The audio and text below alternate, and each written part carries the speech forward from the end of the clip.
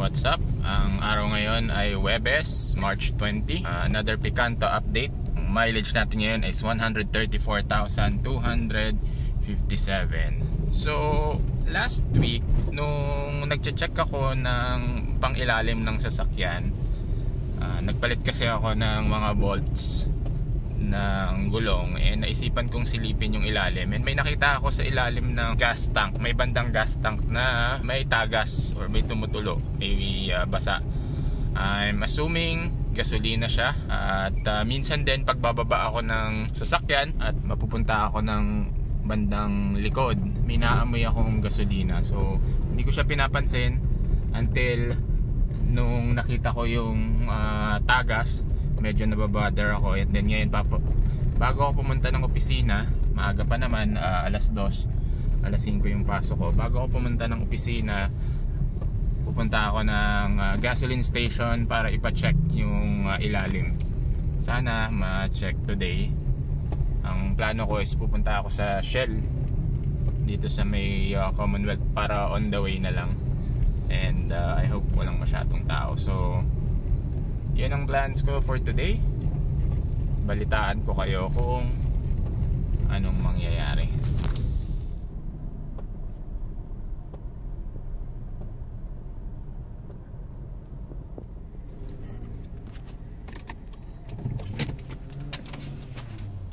Okay, dito na tayo sa Shell Helix.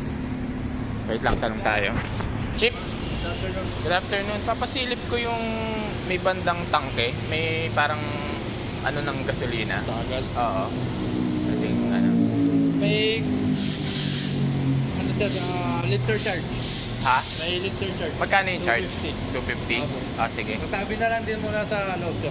Ah, okay. Okay na to dito pa. Sige, okay na para diretso.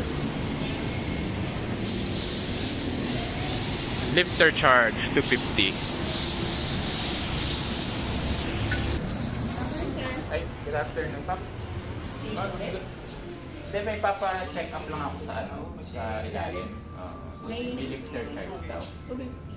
Magbabayad na ba ngayon? After? Okay. Ito, yung pwedeng card, no? Okay. Sige. Okay, buti naman walang pila. So, okay na. Ipapasok na tong sasakyan sa lifter para makita na natin kung saan ba talaga nanggagaling yung tagas.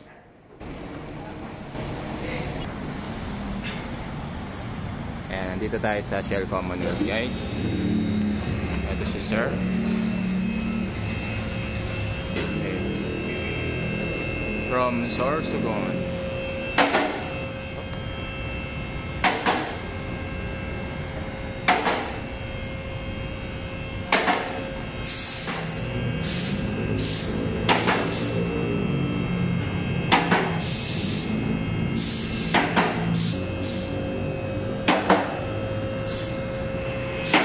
Malinaw. Ito. Ayan. Nakikitata siya. So dito wala. Dito. Ayan. Ibig sabihin, Bakit kaya? Ibig sabihin, sir, siyempre nagbawas na yung gasolina. Naabot niya yung breather hose, yung singawan talaga ng gasolina, kaya doon ang galing yung tagas ng gasolina. O kasi pag nagpapagas ako, laging sagad. Oo, bawal kasi sir sinasagad ng ano eh. Hindi ba advisable yon? Kasi doon nga nanggagaling, pag na-reach niya yung breather hose, yung singawan ng gasolina, doon siya magtatagas talaga. Meron ba kayong panglinis dyan? Para pag ano? Isprayan ko na lang sir na. Tapos punasan. Para i-observe ko kung meron ulit. Eto din, parang tumatagas din to eh. Diba? Ito yung ano. Sabay ko na kaya, maaga pa naman. Time check. 2:37.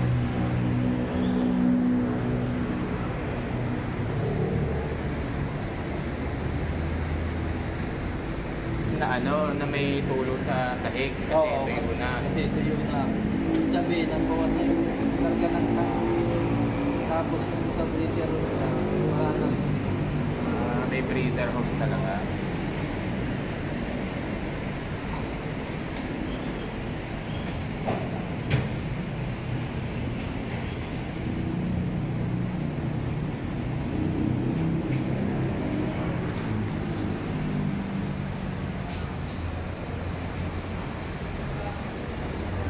Shock mo sir, okay pa. Okay pa yung shock? Itong tumutulo sir, aircon to. Ha? Aircon. Aircon. Itong tubig. Oo, aircon. Ang sa oil pan kaya? Ito, galing sa taas eh. Valve cover gasket. Hindi. Nagpalit na ako niyan eh. Dini-DIY ko na eh. Pero hindi ko lang siguro nalinis. Oo, engine wash sir. May engine wash nyo, baka itong tulo dito na lang is galing din sa taas. Kaya basa-basa. Okay. Ipa-engine wash na sir, para malaman kung halimbawa may tagas pa. Meron ba kayo dito? Sir. Engine wash? Ay sir. Diyan. Gaano katagal yan? Pagka Pag mga maliliit sir, mga 30 to 1 hour. 30 minutes to Magkano yung pa-engine wash dito? Hindi ko lang alam sir, sa loob na lang po. Sige. Papa-confirm ko. Yung shock nito, yung mga pang-ilalim nito, okay pa? Yung shock niya sir, okay pa. Tsaka mountain, yung brake pad, okay pa, makapal. Stabilizer link, okay pa.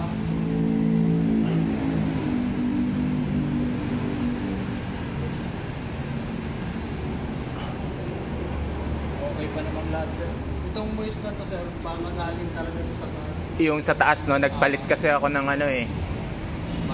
valve cover gasket eh. Kasi hindi naman siya pasang-pasa eh. Okay. Dito sa likod. Sa likod.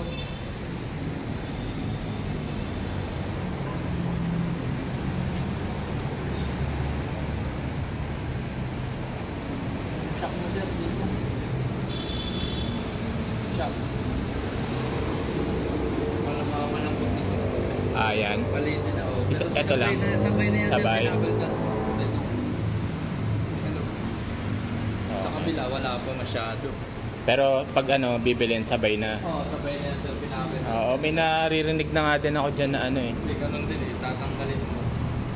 Okay. Saka nagpapalit kami sabay lagi eh. Hindi naman namin inaano yun. Meron ba kayo dyang shock? Wala. Meron kami sir, orderin pa sa supplier. Orderin pa. Pero pwedeng bibili ako, pakabit ko dito. Okay naman sir, wala akong problema. Labor na lang babayaran mo dito. May idea ka sa labor? Wala. 2.5 to 1.8. Depende Okay. sa ano. Depende ka sir sa sasakyan na. Sige. Mapapamahalan pag sa parts. Sir, baba ako na sir ha. Sige. Obserbahan niyo na lang yung sa ano. Okay. Yung engine wash kuya, dito ba yung pila? May pila ba? Wala naman siguro sir. Karoon na natin sa loob. Sige. May pila. Kung may nakapila, no? Sige, pa-engine wash natin.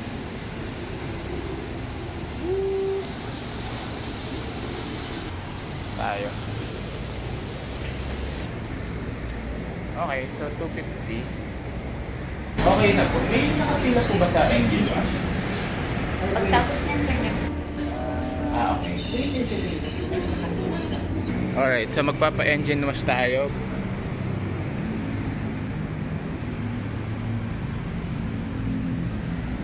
Sir, yung coolant mo okay pa. Coolant okay pa? Nasa Okay. level pa yung brake fluid. Hanginan ko na lang din muna itong air filter. Okay. Parang ano.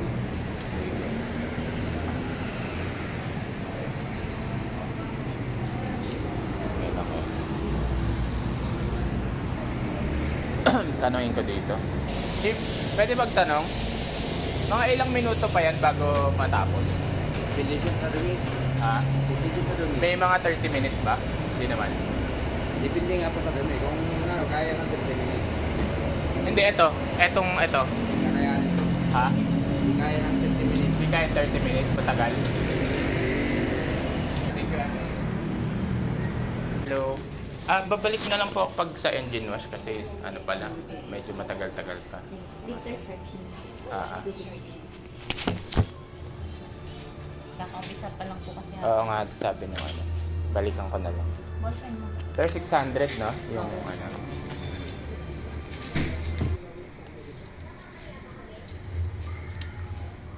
Okay. Ayan. Bilis lang. Tapos na tayo agad. Tapos na yung check-up. Bali, lifter fee lang yung binayaran ko. Anyways, yung tulo or yung bakas ng tulo doon sa may tangke, sabi ni Sir Alvin, shoutout sa'yo Sir Alvin, napakabait mo. Ano lang daw siya, may breather daw ang mga tangke ng gasolina. So pag nasasagad yung tangke, tumatapon. So nagmamark doon sa ano, na breather, na pag sumobra yung gasolina sa tangke talagang tatapon. So ayun lang talaga siya, normal lang daw. Nalaman niya agad nung hinawakan niya yung marka, sabi niya tuyo na. So malamang tumapon na yung gasolina, na tuyo na siya, hindi siya yung parang active na nagtatapon. So ano kasi, hindi sa pagmamayabang, no? Pag nagpapagasolina kasi ako laging full tank sagad. Kaya ayun, yun pala, masama din pala yung full tank sagad. Kasi nga daw, pag nasasagad yung sa tangke, may mga breather. Well, although may breather naman, siguro yun nga yung purpose niya, para pag pumul tank sagad ka, meron siyang pagtatapunan. Pero yun nga, medyo na-alarma lang ako ng konti kasi akala ko may problema na sa fuel line or something. So mainam na yung safe, mainam na yung alam natin na wala namang problema yung sasakyan, kaysa nga habang ginagamit natin nag-iisip tayo kung ano ba ang problema, or kung may issue pa, baka bigla na lang lumiyab yung sasakyan natin.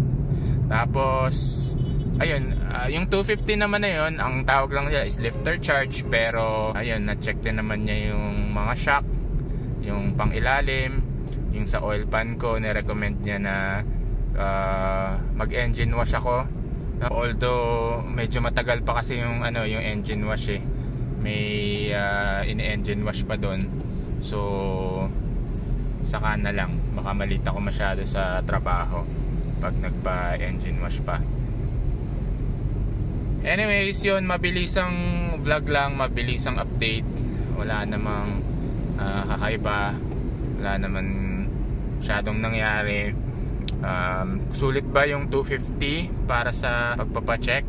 Ako, I think sulit na yun, 250. Hindi, at least hindi lang kung ano yung pinacheck mo yung i-check nila, sinabay na yung sa shock. So nalaman ko na kailangan ko na magpalit ng shock sa likod, at least nasilip yung mga brake pads ng mabilisan, and yung air filter binugahan. So okay naman, okay na yun, 250. Minsan nga 250 parang magkano lang, isang kainan lang yun ng pagka lumalabas tayo, or kape, diba?